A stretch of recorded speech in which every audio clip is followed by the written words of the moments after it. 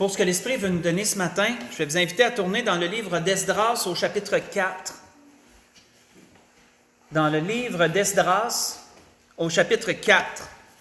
Nous allons voir une situation ici et l'Esprit veut faire un parallèle ce matin avec ce que nous avons vécu, entre autres choses. Dans le livre d'Esdras au chapitre 4, sur ce que l'Esprit veut nous montrer ce matin. On va lire du verset 1 au verset 6 et ensuite on va sauter au verset 18 jusqu'au verset 24. Donc, pour vous mettre dans le contexte, on est dans le retour de la captivité.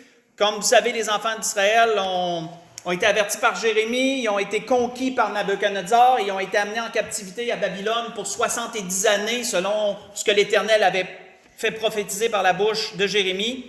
Et là, il y a eu un retour, ensuite, il y a eu un retour de la captivité par groupe, je dirais, je vais m'exprimer comme ça. Et nous voyons que le premier groupe qui est revenu de la captivité ont été ordonnés par le roi Cyrus de reconstruire le temple de l'Éternel. Ce que nous voyons ici, dans Esdras chapitre 4, débutant verset 1, il est dit « Les ennemis de Juda et de Benjamin apprirent que les fils de la captivité bâtissaient un temple à l'Éternel, le Dieu d'Israël. » Il faut vous souvenir aussi qu'il y avait des gens qui avaient été amenés dans le pays d'Israël pour l'habiter entre-temps, qu'on appelle les Samaritains, qui étaient appelés du temps du Seigneur les Samaritains. Mais pendant qu'ils étaient en la captivité, le terrain n'a pas été laissé vide. Il a été amené des colons qui n'étaient pas des Juifs sur le territoire pour continuer à le cultiver puis à le garder. Il avait été laissé un groupe de Juifs sous Jérémie. On voit ça aussi dans le livre de Jérémie, dans les chapitres 40, etc., 40 en continuant. Mais il a aussi été amené des colons de d'autres peuples qui ont été appelés plus tard les Samaritains. Mais eux, ils étaient là. Quand il y a eu le retour de la captivité, eux étaient déjà là. Et nous savons, quand nous lisons dans le livre des rois, qu'ils leur ont été enseignés à adorer l'Éternel en plus de tous les autres idoles qu'ils adoraient. Donc, Dieu était parmi tous les autres dieux qu'ils adoraient. Donc, vous allez voir pourquoi ici la référence que je viens de vous mentionner. Donc, on continue au verset 2, il dit « Ils vinrent auprès de Zorobabel et des chefs de famille et leur dirent « Nous bâtirons avec vous, car comme vous, nous invoquons votre Dieu et nous lui offrons des sacrifices depuis le temps d'Etsar-Adon, roi d'Assyrie, qui nous a fait monter ici. » Donc, si vous voulez cette référence, je ne me rappelle plus où exactement dans les livres des rois, mais c'est mentionné. Parce qu'autrefois, quand ils adoraient que leurs idoles, ils étaient agressés par les bêtes du pays, etc. Puis maintenant, ils se sont posé des questions. Pourquoi qu'on est si harcelés? Et là, le roi il a dit, probablement que vous n'adorez plus le Dieu qui est adoré à ce temps-là. Donc, il a fait monter un prophète vers eux qui leur avait enseigné à adorer Dieu. Mais ils n'ont jamais abandonné tous leurs idoles.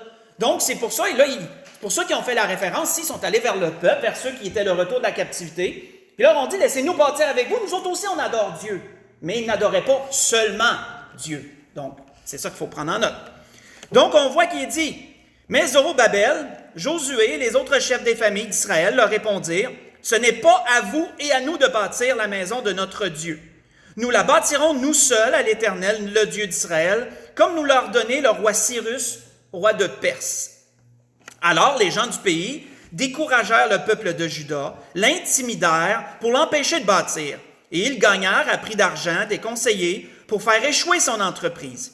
Il en fut ainsi pendant toute la vie de Cyrus, roi de Perse, jusqu'au règne de Darius, roi de Perse. Sous le règne d'Assuérus, au commencement de son règne, ils écrivirent une accusation contre les enfants de Juda et de Jérusalem.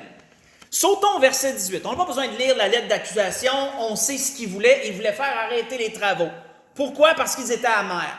Ils étaient amers, il y avait de l'animosité envers les Juifs parce qu'ils avaient été refusés de bâtir la maison de l'Éternel avec eux. Donc, si on lit à partir du verset 18, il nous est dit, la lettre que vous avez envoyée a été lue exactement devant moi. Ça, c'est le roi Artaxerxès qui dit ça. Donc, il y a eu un changement de roi. Je vais tout expliquer un peu rapidement selon l'histoire ce qui s'est passé pour vraiment qu'on comprenne le contexte, là. Mais il dit, j'ai ordonné de faire des recherches et l'on a trouvé que dès les temps anciens, cette ville s'est soulevée contre les rois et qu'on s'y est livré à la sédition et à la révolte. Il y eut à Jérusalem des rois puissants, maîtres de tout le pays, de l'autre côté du fleuve, auxquels on payait tribut, impôts et droits de passage. Sûrement qu'il fait référence à Salomon, c'est pas écrit, mais sûrement qu'il fait référence au règne du roi Salomon, qui avait un règne énormément étendu à son temps.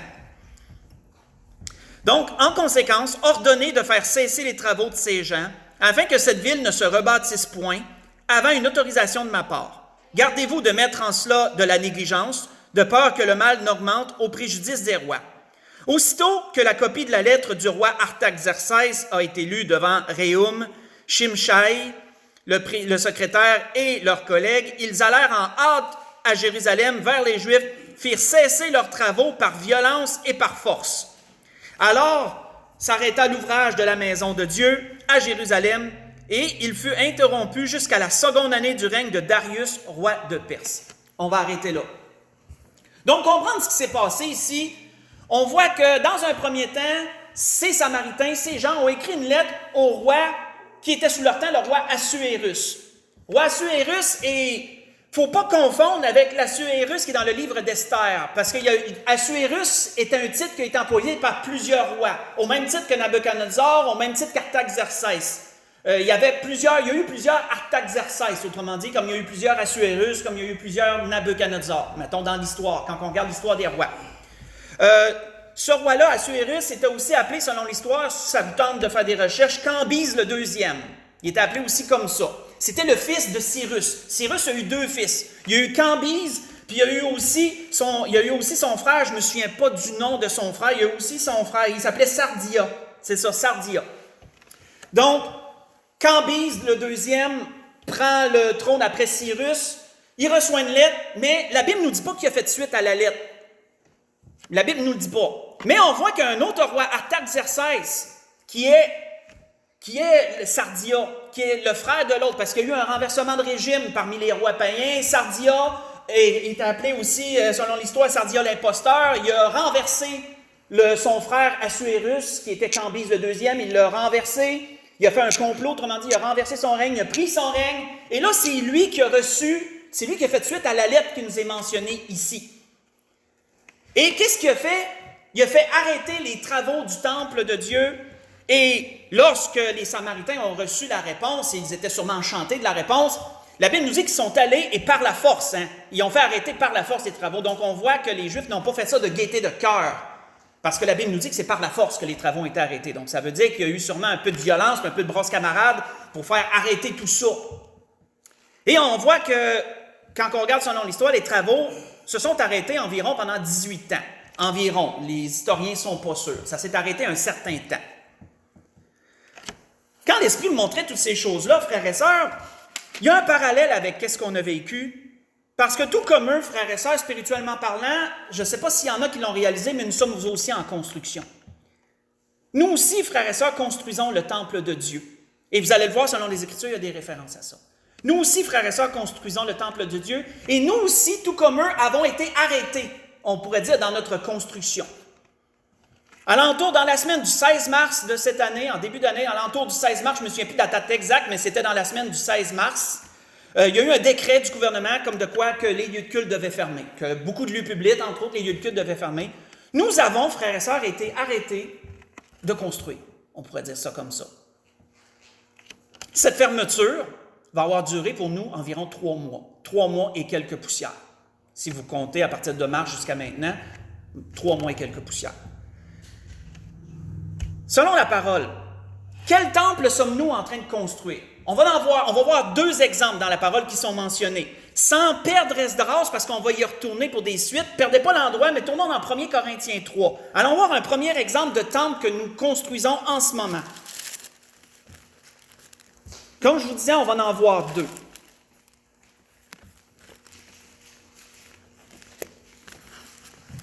L'apôtre Paul instruisait les Corinthiens sur le premier, je dirais. Premier exemple de temple que nous sommes en train de construire. Et vous allez voir, avec l'enseignement que l'Esprit nous donne, vous allez voir que le parallèle est bon. Moi, j'ai vraiment resté surpris. Comme je vous dis, je ne savais pas quoi prêcher, mais quand le Seigneur m'a montré ça, j'étais comme, ah ben oui. Et je trouvais que ça avait beaucoup de sens. Dans 1 Corinthiens 3, si on lit à partir du verset 9 jusqu'au verset 17, L'apôtre Paul dit, « Nous sommes des ouvriers avec Dieu. Vous êtes le champ de Dieu, l'édifice de Dieu.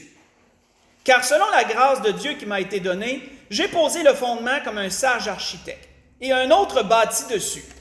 Mais que chacun prenne garde à la manière dont il bâtit dessus. Car personne ne peut poser un autre fondement que celui qui a été posé, à savoir Jésus-Christ. Or, si quelqu'un bâtit sur ce fondement avec de l'or, de l'argent, des pierres précieuses, du bois, du foin et du chaume, l'œuvre de chacun sera manifestée. Car le jour la fera connaître. Comme vous avez sûrement entendu parler précédemment de d'autres pasteurs, 3 matériaux résistent au feu et 3 matériaux se consument par le feu. Vous avez sûrement entendu déjà ça précédemment. Donc, nous continuons, il est dit, parce qu'elle se révélera dans le feu. Et le feu éprouvera ce qu'est l'œuvre de chacun.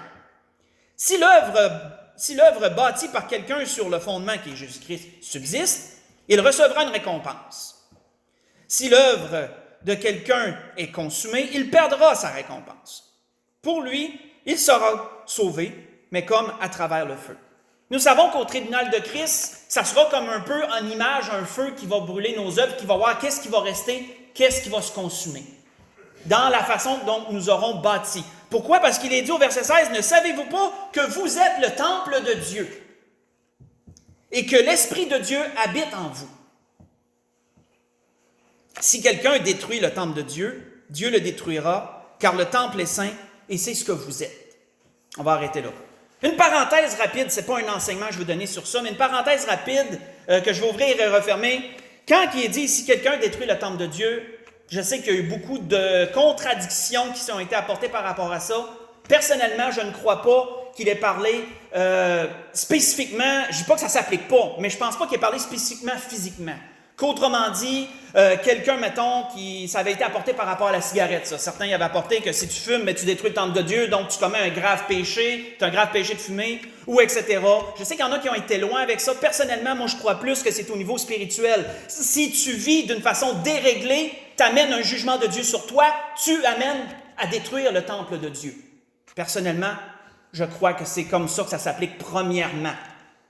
Parce que sinon, si physiquement ça s'appliquerait, bien là, tous ceux qui mangent trop de sucre, bien, détruisent le temple de Dieu. Voyez-vous, là, on irait loin. Là. On pourrait aller bien loin dans bien des affaires. Donc, ça pourrait vraiment... Il faudrait se surveiller sur absolument tous les petits points de cette vie. Si vous avez manqué d'une telle vitamine, puis vous le savez, bien, vous détruisez le temple de Dieu. Là, voyez-vous que là, on s'en va, on extrapole énormément trop. Mais l'important, qu'est-ce que l'apôtre Paul voulait amener? Je referme la parenthèse. Ce que l'apôtre Paul voulait amener principalement, si vous êtes en construction, présentement, vous construisez personnellement, individuellement, chacun, un temple. Votre vie est le temple de Dieu. Vous êtes personnellement en construction, chacun d'entre nous. C'est une construction personnelle à chacun. C'est notre vie vis-à-vis de Dieu que nous construisons. Et l'Esprit de Dieu, lorsqu'on accepte le Seigneur, vient habiter en nous. Nous devenons un temple. Et nous construisons ce temple. Nous entretenons ce temple. Bien sûr qu'il y a un aspect physique, bien sûr qu'il y en a un, mais premièrement spirituel, premièrement.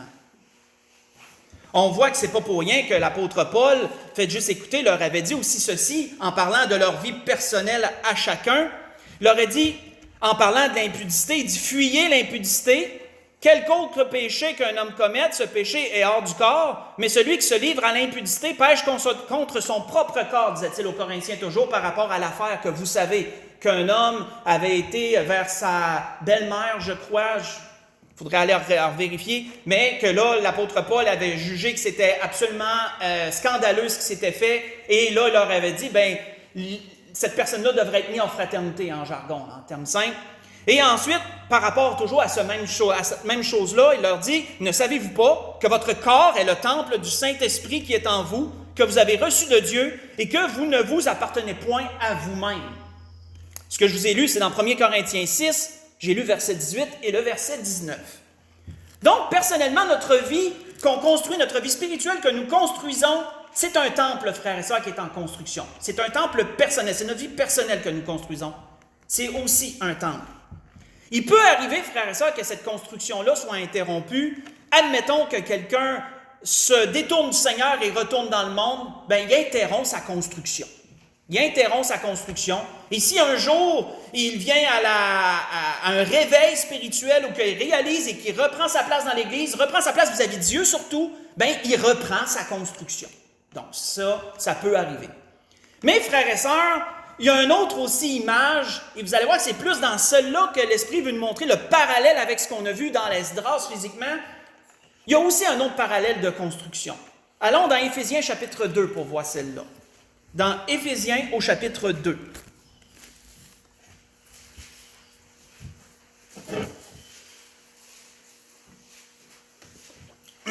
Nous allons voir un deuxième parallèle que l'apôtre Paul a fait de construction. Éphésiens chapitre 2, à partir du verset 19 au verset 22.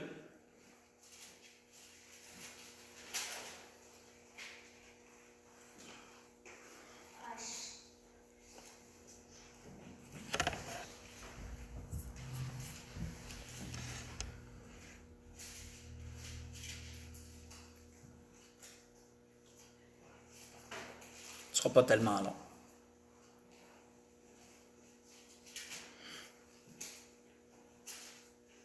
Donc, il est dit à partir du verset 19 d'Éphésiens chapitre 2, « Ainsi donc ».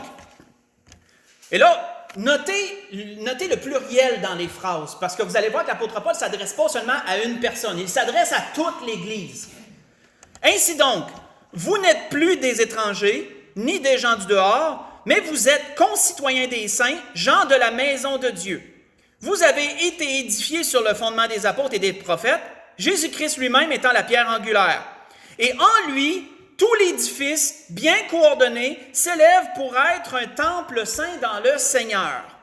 En lui, vous êtes aussi édifiés pour être une habitation de Dieu en esprit. » Lorsque l'assemblée, frères et sœurs, elle est ensemble, elle est réunie ensemble, avons-nous déjà réalisé que l'Église, je ne parle pas de la bâtisse, vous le savez, je parle de nous, je parle de l'assemblée. Avez-vous déjà réalisé que l'Église est le temple de Dieu aussi, ici-bas, spirituellement parlant? Ce temple n'est pas qu'une construction personnelle à chacun, c'est aussi une construction collective. Ensemble, nous sommes le temple de Dieu, nous construisons ensemble le temple de Dieu, frères et sœurs. À travers ce qu'on y cultive, à travers l'unité, à travers la foi, la prière, l'amour, les chants, etc., les victimes spirituelles, comme l'apôtre Paul le dit à un autre endroit que nous offrons, à travers des nouvelles pierres qui viennent au pied de la croix du Seigneur et qui se placent dans l'Église, nous construisons, frères et sœurs, un temple présentement. C'est dans cette optique que l'apôtre Paul avait également dit ceci aux Corinthiens. Faites juste écouter toujours. L'apôtre Paul avait dit ceci aux Corinthiens.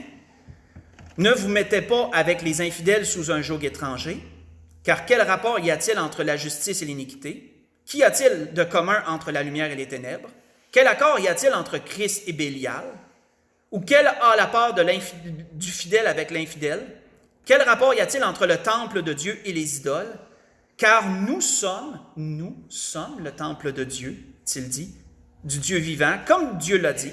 J'habiterai et je marcherai au milieu d'eux, je serai leur Dieu, et ils seront mon peuple. » Ce que je vous ai lu, c'est dans 2 Corinthiens 6. J'ai lu 2 versets 14 jusqu'au verset 16. Verset 14 jusqu'au verset 16. Mais comme nous l'avons vu, frères et sœurs, cette construction-là peut être aussi interrompue. C'est ce que notre gouvernement a fait. Lorsqu'il a décrété dans le mois de mars que les lieux de culte fermeraient, c'est comme s'il avait interrompu notre construction collective de l'Église. Et maintenant, après 3 mois, comme je l'ai mentionné, 3 mois, quelques poussières, la construction peut reprendre. Quand on retourne au livre d'Esdras, si on retourne au livre d'Esdras d'où on a quitté, nous voyons au chapitre 5, si nous lisons le verset 1 et 2.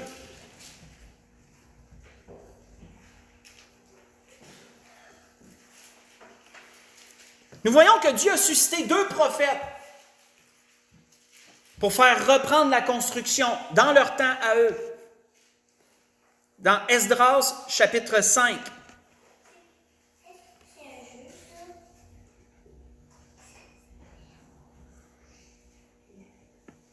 Nous voyons au verset 1 et 2. Il est dit, Agé le prophète et Zacharie, fils d'Ido le prophète, prophétisèrent aux Juifs qui étaient en Juda et à Jérusalem au nom du Dieu d'Israël. Alors Zorobabel, fils de Sheltiel, et Josué, fils de Jotsadak, se levèrent et commencèrent à bâtir la maison de Dieu à Jérusalem. Et avec eux étaient les prophètes de Dieu qui les assistaient. Arrêtons là. Nous voyons, frères et sœurs, que pour eux, c'est pas le gouvernement qui leur a donné le droit de reconstruire. C'est après tant d'années, Dieu voulait que sa construction reprenne, donc Dieu a suscité 2 prophètes un peu pour les réveiller, puis les ramener à voir l'importance de construire le temple de Dieu et à recommencer cette construction. Et donc, par ces 2 prophètes qui les ont encouragés, qui les ont enseignés, ils ont repris, premièrement, des gens importants du peuple, comme Josué le sacrificateur, comme Zorobabel, qui est un chef de tribu. Eux se sont levés, ils ont repris la construction et le peuple a suivi et ils ont repris la construction malgré l'interdiction qui était à ce temps-là. Quand nous regardons, frères et sœurs, les 2 prophètes qui ont été mandatés, nous voyons premièrement un prophète du nom d'Agé et nous voyons un autre prophète du nom de Zacharie. Et chacun de ces prophètes, frères et sœurs, ont eu une révélation précise, il y avait un message précis à amener au peuple de Dieu. Allons voir brièvement ce que ces 2 prophètes avaient à dire. Dans Agé chapitre 1, ne perdez pas Esdras toujours, ne perdrez pas l'endroit d'Esdras, on va y retourner pour la conclusion. Mais un peu plus loin dans le livre d'Agé, qui est toujours dans l'Ancien Testament, bien sûr, dans le livre d'Agé au chapitre 1. Voyons premièrement la révélation de ce prophète. Parce que quand nous analysons les 2 livres, frères et sœurs, il est merveilleux de constater qu'un prophète touchait le côté matériel, le côté physique, et l'autre prophète touchait le côté spirituel des choses. Parce que, frères et sœurs, chaque être humain qui vient, chaque enfant de Dieu, on pourrait dire, ont ces 2 choses-là à gérer. Il y a un côté physique à gérer, il y a un côté spirituel à gérer. Donc, il était normal que Dieu touche à ces 2 aspects dans l'enseignement à travers de ses prophètes. Dans Agé chapitre 1, on va faire un peu de lecture pour... J'ai essayé de voir si on pouvait séparer ça, mais ça fait un tout. On va lire le chapitre 1, verset 1 jusqu'au verset 13. On voit qu'il est dit, « La seconde année du roi Darius, le premier jour du 6e mois, la parole de l'Éternel fut adressée par Agé le prophète à Zorobabel, fils de Sheltiel, gouverneur de Juda, et à Josué, fils de Jotsadak, le souverain sacrificateur, en ces mots. Ainsi parle l'Éternel des armées. Ce peuple dit, le temps n'est pas venu, le temps de rebâtir la maison de l'Éternel. » Donc, voyez-vous, à ce temps-là, le peuple, il attendait quoi? On ne le sait pas. Peut-être qu'ils attendaient qu'il y ait un roi qui leur dise, « Ben là, qu'est-ce que vous faites? Reprenez la construction. » Mais ils ne faisaient rien, eux. Ils se disaient toujours, « Ben, ça ne doit pas être le temps, ça ne doit pas être le temps. » Et là, on voit que Dieu n'était pas d'accord avec ça du tout. C'est pourquoi la parole de l'Éternel fut adressée au verset 3 par Agé le prophète en ces mots. « Est-ce le temps pour vous d'habiter vos demeures, l'an brisé, quand cette maison est détruite?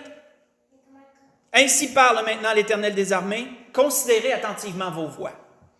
Vous semez beaucoup, vous recueillez peu. Vous mangez, vous n'êtes pas rassasiés. Vous buvez, vous n'êtes pas désaltérés. Vous êtes vêtus, vous n'avez pas chaud. Le salaire de celui qui est à gage tombe dans un sac percé. Ainsi parle l'Éternel des armées, considérez attentivement vos voies. Montez sur la montagne, apportez du bois, bâtissez la maison. J'en aurai de la joie, je serai glorifié, dit l'Éternel. Vous comptiez sur beaucoup, et voici, vous avez peu. Vous l'avez rentré chez vous, mais j'ai soufflé dessus. Pourquoi, dit l'Éternel des armées, à cause de ma maison qui est détruite, tandis que vous vous empressez chacun pour sa maison. C'est pourquoi les cieux vous ont refusé la rosée, et la terre a refusé ses produits. J'ai appelé la sécheresse sur le pays, sur les montagnes, sur le blé, sur le mou, sur l'huile, sur ce que la terre peut rapporter, sur les hommes et sur les bêtes, et sur tout le travail des mains. Zorobabel, fils de Sheltiel, et Josué, fils de Jotsadak, souverain sacrificateur, et tout le reste du peuple entendirent la voix de l'Éternel leur Dieu, et les paroles d'Agé, le prophète, selon la mission que lui avait donnée l'Éternel leur Dieu, et le peuple fut saisi de crainte devant Dieu. Agez, envoyé de l'Éternel, dites au peuple, d'après l'ordre de l'Éternel, je suis avec vous, dit l'Éternel. Arrêtons là. Donc, nous voyons, frères et sœurs, ici qu'Agé a touché le côté physique. Agé a été mandaté pour les enseigner sur le côté physique, le côté matériel de leur situation. Eux qui disaient que ce n'était pas le temps de construire, Dieu dit, construisez, je vais en être glorifié, je vais en éprouver de la joie, ça va me faire du bien de voir mon temple reconstruit. On voit que la construction de ce temple, frères et sœurs, Agé leur a fait réaliser qu'elle était liée à leur propre bien-être. Hein? Parce que ça n'allait pas bien pour eux. Vous savez, je méditais sur ces choses. Puis je me disais, c'est vrai que lorsqu'on notre temps il est occupé à quelque chose, puis que là, tout d'un coup, ça nous est enlevé, puis que là, on a plein de temps, qu'est-ce qu'on fait? Bien, l'être humain est ainsi fait qu'il a besoin de combler son temps. Hein? On a besoin de combler le vide. Si on n'a rien à faire, on va se combler le vide, on va se trouver une occupation, on va se trouver quelque chose. Je vous donne un exemple personnel. Moi, quand on est la première fin de semaine, j'ai rien fait du confinement. Je veux dire, j'ai rien fait physiquement. J'étais comme ébranlé, j'étais comme tout le monde. Mais ensuite, je me suis jeté dans les travaux. Moi, je me suis complètement jeté, je dirais pas corps et âme, c'est exagéré, là, mais je me suis jeté dans les travaux parce que je me disais, je ne sais pas combien de temps le confinement va durer. Le Seigneur m'avait accordé la grâce d'avoir toute une cuisine gratuite. J'en avais parlé un peu à tout le monde, les unités de cuisine, j'avais pu ramasser et tout. Puis là, je me dis, ça ne sera pas que le confinement finisse, que ça va être le temps de commencer ça. C'est là, j'ai mes fins de semaine. Donc, je me suis jeté dans la rénovation, j'ai pris des vacances, puis j'ai tout rénové ma cuisine au complet, les jardins, les ci, les ça, en même temps des prêches, comme vous avez vu, vous n'avez jamais manqué de messages, j'ai jamais arrêté de prêcher, même j'ai augmenté, puisque le mercredi, j'ai commencé à prêcher aussi le mercredi. Et j'ai occupé le temps, humainement parlant, j'ai occupé le temps. Je suis sûr que vous, chacun de votre côté, vous avez aussi occupé le temps que vous avez eu de libre, vous l'avez occupé d'une autre façon. Et toutes ces choses ne sont pas mal dans un certain sens. Mais eux, ils en étaient rendus que leur petite vie matérielle, physique, était plus importante que la construction de Dieu, que le temple de Dieu. Et ça, c'était devenu un mal. De sorte que ça s'est mis à se dégrader. Dans leur vie, ça s'est mis à se dégrader, comme on l'a lu. Hein? Ils se sont mis, la sécheresse s'est mise de la partie, puis là, ce qu'ils ramassaient, pourtant, il y avait du temps, là, maintenant, là, mais on voit qu'ils essayaient de cultiver, qu'ils essayaient, puis ça ne fonctionnait pas bien, les moyens ne rentraient pas autant, etc. Puis, Agé, Dieu, par son prophète, leur a fait réaliser que la construction du temple était liée à leur bien-être corporel. Que tant qu'ils allaient s'occuper des choses de Dieu, Dieu s'occuperait de leurs choses aussi. Dieu s'occuperait d'eux personnellement. Mais s'ils délaissaient ce qui était de Dieu, Dieu permettrait qu'il y ait un délaissement, je ne sais pas trop comment je peux le dire, dans leur vie. Dieu permettrait qu'il y ait certaines choses qui arrivent, qui feraient réaliser que, pourquoi ça ne marche pas bien? Pour ça, Dieu disait, reprenez la construction, je vais en être glorifié, puis vous allez voir que la rosée du ciel va tomber à nouveau. Là. Les choses vont revenir. On voit pas tellement plus loin dans le chapitre 2, juste lire une petite chose avant d'enchaîner, dans le chapitre 2, versets 7 à 9 du livre d'Agé, on voit que Dieu promettait, Dieu disait, « J'ébranlerai toutes les nations, dit l'Éternel. Les trésors de toutes les nations viendront. Je remplirai de gloire cette maison, dit l'Éternel des armées. L'argent est à moi et l'or est à moi, dit l'Éternel des armées. La gloire de cette maison sera plus grande que celle de la première, dit l'Éternel des armées. Et c'est dans ce lieu que je donnerai la paix, dit l'Éternel des armées. » Et ça, c'est une promesse merveilleuse, frères et sœurs. Dieu leur disait, si vous construisez, vous allez voir, cette maison-là va avoir plus de gloire que la première. Pourquoi? Pourquoi, selon vous, qu'elle aurait plus de gloire que la première? Parce que le roi des rois et le seigneur des seigneurs enseignerait dans ce deuxième temple-là. Dans les évangiles, quand on lit que Jésus enseignait chaque jour dans le temple à Jérusalem, c'était dans ce temple-là qu'eux étaient en train de reconstruire que Jésus a prêché. Donc oui, le Créateur de toute la terre qui était physiquement ici-bas, dans ce temple-là, que eux, à ce temps-là, avaient arrêté la construction, Dieu disait, ce temple-là va avoir beaucoup plus de gloire que la première, c'est pas pour rien. Parce que quoique le temple de Salomon était majestueux et merveilleux, Jésus n'est jamais venu dans ce premier temple, celui de Salomon. Mais dans ce temple-là, oui, Jésus est venu physiquement dans ce temple. Donc, c'était là la promesse de gloire et la paix qui allait être donnée dans ce temple-là. Donc, c'est quelque chose de très grand. Et on voit premièrement ce point-là. Mais il y a aussi un autre prophète qui leur a été aussi envoyé, c'est le prophète Zacharie, qui est juste le livre d'après. Donc, on voit qu'ils ont mis les deux livres proches quand ils ont formé la Bible, et c'est bien dans ce sens. Mais le prophète Zacharie, lui, touchait plus des choses spirituelles. Lui, il avait reçu des révélations plus spirituelles sur bien des points. Sur bien des points. Mais entre autres choses, nous allons voir dans Zacharie chapitre 6. Zacharie chapitre 6, versets 9 à 15. Allons voir ce qui est dit. Vous allez voir, c'est très intéressant. Zacharie chapitre 6, versets 9 à 15.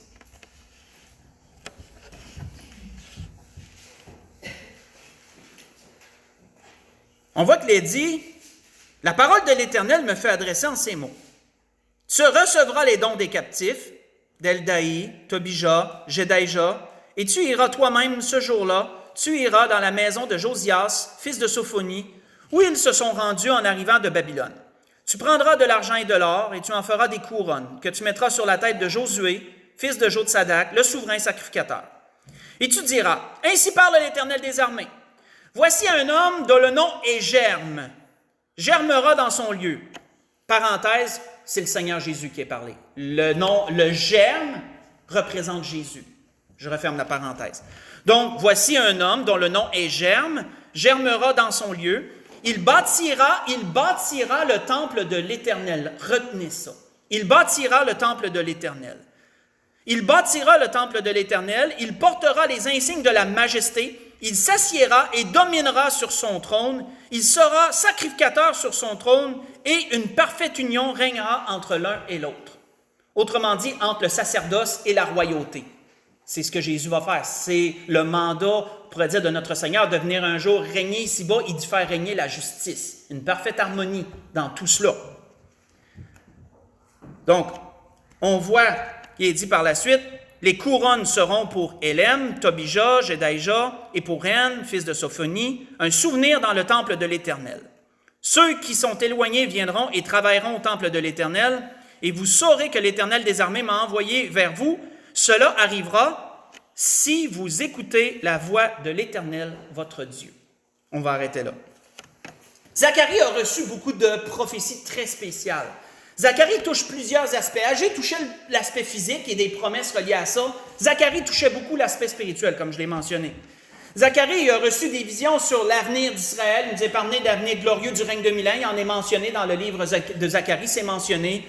Il y a aussi eu des visions sur les ennemis d'Israël. Il y a eu des visions aussi sur des gens clés comme Josué.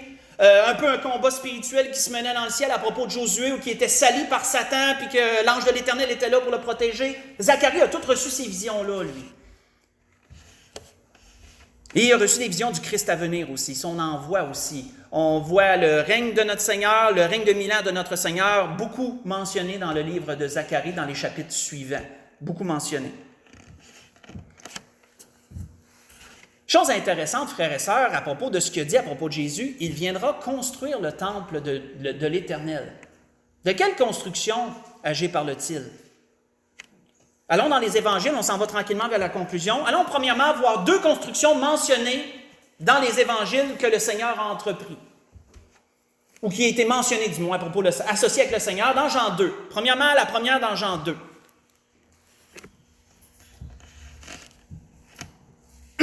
Jean 2, verset 18 au verset 21. Deux constructions qui ont été associées au Seigneur. La première est juste une mention, un peu parce que c'est dans l'enseignement de ce matin. C'est la deuxième qui est la plus importante. Mais la première, nous allons quand même la voir brièvement. Ou qu'est-ce qui a été dit à propos qu'est-ce que le Seigneur a déclaré dans Jean chapitre 2, verset 18. Les Juifs prenant la parole, est-il dit à partir du verset 18, lui dire, « Quel miracle nous montreras-tu pour agir de la sorte? » Parle à Jésus. Jésus leur dit, « Détruisez ce temple, et en 3 jours je le relèverai. » Les Juifs lui dirent, il a fallu 46 ans pour bâtir ce temple. Là, le temple, là, c'est celui qu'on parle dans Esdras, ce qui est mentionné ici. Là. Et toi, tu dis qu'en 3 jours, tu le relèveras? Mais Jean connaissait les paroles spirituelles, le sens spirituel, mais il parlait du temple de son corps. C'est pourquoi, lorsqu'il fut ressuscité des morts, ses disciples se souvinrent qu'il avait dit cela, et ils crurent à l'Écriture et à la parole que Jésus avait dite. Donc, comme je vous dis, c'est une brève mention ici, que le premier temple qui a été associé à Jésus, c'était son propre corps. Hein? Puis Jésus disait, détruisez ce temple, puis en 3 jours, je vais le rebâtir. Il dit, ici, je vais le relever, mais si vous lisez dans Marc, également dans Matthieu, les commentaires, il est écrit rebâtir. Il est écrit rebâtir. Donc, voyez-vous que c'est comme un peu une construction de temple. Mais c'est comme je vous dis, c'est parce que ça a été associé à Jésus, c'est pas le principal, de ce matin du moins. Mais la mention est là. Le temple, son corps était considéré comme un temple, un peu comme nous. Qu'est-ce que l'apôtre Paul enseignait? La construction personnelle. Nous sommes le temple de Dieu, etc. Mais on voit également, d'ailleurs, dans Marc, je vais vous lire, j'avais pris en note dans Marc comment il est dit. Lorsque Jésus était accusé, puis qu'il y en a qui, ses détracteurs, ont cité certaines affaires, ils ont dit, nous l'avons entendu dire, détruisez ce temple fait de main d'homme, et en 3 jours, j'en bâtirai un autre qui ne sera pas fait de main d'homme. Vous voyez ça dans Marc, chapitre 14, verset 58. C'était pas le temple dont il était mention dans la prophétie de Zacharie, ça. Le corps physique de Jésus n'était pas le temple qui était mentionné que Jésus allait bâtir le temple de l'Éternel. Le germe bâtirait le temple de l'Éternel. De quel temple parlait-il? Dans Matthieu chapitre 16, tournons-y. Ensuite, on va vers la conclusion. Dans Matthieu chapitre 16, de quel temple était-il mention? Que le germe allait bâtir. Matthieu chapitre 16, si on lit à partir du verset 13 jusqu'au verset 18, c'est la seule construction qui est associée à Jésus, ici, qui est mentionnée. Vous allez voir que ça fait plein de sens. Donc, il nous est dit, Jésus, étant arrivé dans le territoire de Césarée de Philippe, demanda à ses disciples, « Qui dit-on que je suis, moi, le Fils de l'homme? » Ils répondirent, « Les uns disent que tu es Jean-Baptiste, les autres Élie, les autres Jérémie, ou l'un des prophètes. Et vous, leur dit Jésus, leur dit-il, qui dites-vous que je suis? Simon-Pierre répondit, tu es le Christ, le Fils du Dieu vivant. Jésus, reprenant la parole, lui dit, tu es heureux Simon, fils de Jonas, car ce ne sont pas la chair et le sang qui t'ont révélé cela, mais c'est mon Père qui est dans les cieux. Et moi je te dis, et notez, moi je te dis que tu es Pierre, et sur cette pierre je bâtirai mon Église. Et les portes du séjour des morts ne prévaudront point contre elle. La construction qui est associée à Jésus dans les Écritures, c'est l'Église. C'est quoi l'Église? On l'a mentionné, l'apôtre Paul le dit, c'est le temple de Dieu, frères et sœurs. Ce que Zacharie prophétisait, c'est ce qu'on est en train de faire présentement. C'est ce que Jésus a commencé à travers les apôtres. Jésus a bâti, a fondé le temple de l'Éternel qui est l'Église. Ça a commencé avec les apôtres et nous continuons à construire ce temple. Localement, mais on s'entend que l'Église aussi a un sens universel, dans le sens que tous les chrétiens fondés en Jésus-Christ sur toute la terre représentent aussi l'Église d'un point de vue universel. Mais elle est physiquement représentée localement. Ça, j'ai déjà enseigné sur toutes ces choses-là, vous savez de quoi je parle. Donc c'est grand, frères et sœurs, ce que l'Esprit nous dit ce matin, c'est quand même grand. On voit que d'ailleurs, faites juste écouter, ce que Dieu est en train de construire à travers son plan là, de tous les âges. Là. Si on parle de son peuple juif, on parle des 12 tribus d'Israël, on parle de l'Église. Si on mélange tout ça ensemble, là, c'est une construction que Dieu aussi est en train de faire pour les temps futurs et elle sera physiquement manifestée. Écoutez ce qui est dit. Faites juste écouter avant qu'on conclue. Il est dit dans l'Apocalypse, « Puis un des 7 anges qui tenait les 7 coupes remplies... » excusez, je suis-tu au bon endroit? Non, je suis pas dans la... Oui, ok, oui. Puis un des 7 anges qui tenait les 7 coupes remplies des 7 derniers fléaux vint. Il adressa la parole en disant, « Viens, je te montrerai l'épouse, la femme de l'agneau. » Il me transporta en esprit sur une grande et haute montagne et il me montra la ville sainte Jérusalem. Vous savez que l'épouse, c'est un terme directement lié à l'Église aussi. Et il dit ici, « Je te montrerai l'épouse, la femme de l'agneau. » Et là, il lui montre la ville sainte Jérusalem. Et il me montra la ville sainte Jérusalem qui descendait du ciel d'auprès de Dieu, ayant la gloire de Dieu. Son éclat semblable à celui d'une pierre très précieuse, d'une pierre de jaspe transparente comme du cristal. Elle avait de grandes et hautes murailles, elle avait 12 portes, et aux portes 12 anges, et des noms écrits sur ces portes, qui étaient le nom des 12 tribus d'Israël. Donc, voyez-vous que les portes représentent l'Ancienne Alliance. Les portes en perles représentent l'Ancienne Alliance parce qu'il est écrit chacune des tribus d'Israël sur ces portes. Et la muraille qui entoure la ville, représente le fondement que le Seigneur a posé, l'Église, parce qu'il est dit, la muraille de la ville avait 12 fondements et sur eux les 12 noms des 12 apôtres de l'agneau. Ce que je vous ai lu, c'est dans l'Apocalypse 21. J'ai lu du verset 9 au verset 14.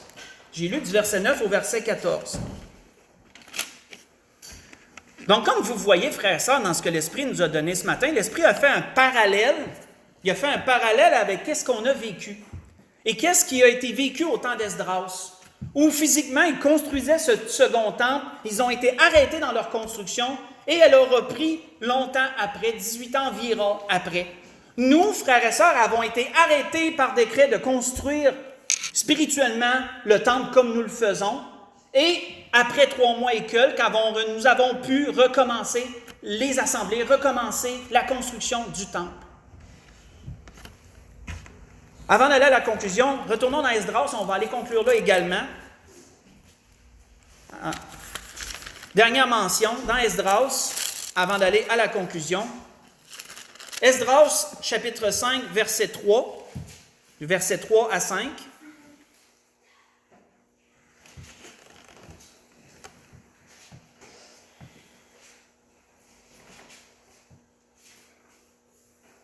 Il est mentionné que dans ce même temps, Tatnaï, gouverneur de ce côté du fleuve, Shethar-Boznaï et leurs collègues vinrent auprès d'eux et leur parlèrent ainsi. « Qui vous a donné l'autorisation de bâtir cette maison? » Ça, c'est les Samaritains qui avaient foutu le trouble la première fois. Là. « Qui vous a donné l'autorisation de bâtir cette maison et de relever ses murs? » Ils leur dirent encore, « Quels sont les noms des hommes qui construisent cet édifice? » Voyez-vous que c'est proche de l'intimidation, ça, là, dans notre jargon à nous. Là. Mais l'œil de l'Éternel veillait sur les anciens des Juifs, et on les laissa construire les travaux pendant l'envoi d'un rapport à Darius. Là, voyez-vous qu'il y avait eu un changement de règne encore. Là. Il y avait eu un changement de règne. Et le Darius mentionné ici, ne confondez pas avec le Darius mentionné dans le livre de Daniel. Ce n'est pas le même. Ce n'est pas le même Darius. Darius aussi a été un titre qui est employé par plusieurs rois des Mèdes et des Perses. Donc, je fais juste le parallèle. Donc, pendant l'envoi d'une lettre à Darius, pour savoir s'il pouvait reprendre la construction, et dans le chapitre 6, juste le verset 7, on va juste lire dans le fond l'ordre qui a été donné, parce que le roi Darius a fait lui, il a été sage, il a dit, on va aller dans les archives, on va aller voir qui a permis la construction de ce temple-là. Et là, dans les archives, parce que les Babyloniens conservaient toutes les archives, bien là, il a vu que Cyrus avait donné un décret dans la première année de son règne qui avait dit de reconstruire, comme il a été prophétisé par Isaïe, vous voyez ça dans Isaïe, etc. Bien là, Darius lui a dit, bien moi je suis dans la ligne de pensée de Cyrus, continuez à construire, je vous donne l'autorisation de repartir avec les matériaux fournis, etc. pour compléter la construction. Donc au verset 7, il est dit, laissez continuer les travaux de cette maison de Dieu, et le gouverneur des Juifs et les anciens la rebâtirent sur l'emplacement qu'elle occupait. Pour conclure ce que l'Esprit a voulu nous donner ce matin, pour conclure, on va aller dans Pierre et on conclut là-dessus. Dans 1 Pierre, chapitre 2, qu'est-ce que le Seigneur nous dit? Qu'est-ce que le Seigneur nous rappelle? Parce que l'Esprit nous a fait un beau parallèle ce matin, frères et sœurs, mais ce que l'Esprit nous dit aussi ce matin, mes enfants, reprenez la construction. Recommencez à construire. Continuez à construire le temple. Parce que le roi des rois s'en vient bientôt. Il s'en vient bientôt. Il sera en son temple, lui aussi, bientôt. Il viendra chercher son Église. Nous reprenons la construction, frères et sœurs. À partir de maintenant, nous continuons. Dans tout ce que l'Église doit faire. Nous voyons que l'apôtre Pierre disait, on conclut là-dessus, 1 Pierre chapitre 2, versets 1 à 5, disait, rejetant donc toute méchanceté, toute ruse, toute dissimulation, l'envie et toute médisance, désirez comme des enfants nouveau-nés le lait spirituel et pur, afin que par lui vous croissiez pour le salut. Si vous avez goûté que le Seigneur est bon. Approchez-vous de lui, pierre vivante, rejetée par les hommes, mais choisie et précieuse devant Dieu. Et vous-même, comme des pierres vivantes, édifiez-vous pour former une maison spirituelle. Ça, c'est le temple de Dieu, c'est l'Église, frères et sœurs. Édifiez-vous, autrement dit, construisez-vous. Là. Quand on édifie quelque chose, on lève. Là. On lève et on construit des paliers et on en ajoute. Là. Édifiez-vous pour former une maison spirituelle, un saint sacerdoce, afin d'offrir des victimes spirituelles agréables à Dieu par Jésus-Christ. On va arrêter là. La grâce que je nous souhaite, frères et sœurs, c'était ce que l'Esprit voulait nous donner ce matin. Comme vous avez vu, l'Esprit a fait un beau parallèle avec ce qu'on a vécu, moi, je trouve. Et là, nous sommes dans le temps de recommencer la construction. Donc, nous reprenons les assemblées. Nous allons continuer à offrir des victimes spirituelles à Dieu, à offrir nos prières, à offrir nos cantiques, à continuer à témoigner. On a continué sûrement à témoigner durant le temps qu'on était en confinement, mais là, continuons à témoigner, continuons à inviter les gens à venir à l'Église, afin que d'autres pierres viennent s'ajouter. Parce que, frères et sœurs, tout ceci, ce qu'on a vu et ce qu'on voit encore, et j'ai un message en préparation pour nous le dévoiler encore plus clairement. Je ne sais pas quand est-ce que le Seigneur va vouloir le donner. Mais frères et sœurs, toutes ces choses démontrent à quel point la venue, la retour du Seigneur est proche, frères et sœurs. Et ce qui est dit dans l'Apocalypse est vraiment proche d'arriver. La grande tribulation, frères et sœurs, elle est beaucoup plus près que vous pensez. Et ce qu'on voit dans le monde, ce qu'on voit au Québec, c'est jamais vu. Ce qu'on voit dans le monde aussi, que c'est jamais vu, ne sont que des signes précurseurs, frères et sœurs, qui nous montrent où qu'on est rendu. Donc, soyons allumés, soyons alertes, continuons, reprenons avec zèle la construction du temple, continuons à participer à nos assemblées, reprenons, frères et sœurs, avec zèle et continuons à cultiver l'amour. Comme on a mentionné, oui, un petit peu de maladresse, une petite glace qu'il a fallu briser, il faisait 3 mois qu'on ne s'était pas vus, mais frères et sœurs, on passe par-dessus ça, on remet la chaleur dans l'Église et on repart ensemble, tous ensemble unis, dans la foi que le Seigneur revient bientôt. C'était ce que l'Esprit voulait nous donner ce matin.